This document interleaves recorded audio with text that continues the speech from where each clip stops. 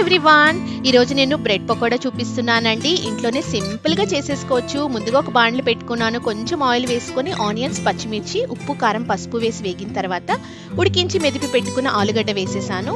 అది కొద్దిగా మగ్గిన తర్వాత కొత్తిమీర వేసి దింపేసుకున్నాను. బజ్జీల పిండి కలుపుకుంటున్నాను. 4 స్పూన్స్ శనగపిండి, బియ్యం పిండి, ఉప్పు, కారం, పసుపు, వాము వేసాను. వాటర్ యాడ్ చేసుకుంటూ బజ్జీల పిండిలా కలుపుకొని ఇప్పుడు బ్రెడ్ తీసుకున్నాను. కొద్దిగా పుదీనా చట్నీ వేసాను. తర్వాత మనం చేసి పెట్టుకున్న మిక్స్చర్ వేసాను. తర్వాత ఇంకొక బ్రెడ్ స్లైస్తో దాన్ని క్లోజ్ చేసేసాను. ఇప్పుడు మనం ఆ బజ్జీ బ్యాటర్లో ముంచుకొని రెండు వైపులా బాగా కోటింగ్ చేసుకున్న తర్వాత ఆయిల్లో డీప్ ఫ్రై చేసుకోవడమే. చాలా చాలా బాగుంటుంది. మనం బయట తినే వాటికన్నా ఇంట్లో చేసుకోవడమే ఎంతో హెల్దీ. తప్పకుండా ట్రై చేయండి. నేను లాస్ట్లో మీకు కట్ చేసి చూపించాను చూడండి, లోపల ఎంత బాగుంటుందో. మీరు కూడా ట్రై చేసి మీ పిల్లలకి పెట్టండి, ఇష్టంగా తింటారు. వీడియో నచ్చితే లైక్ చేయండి. Thank you so much for watching. Bye bye.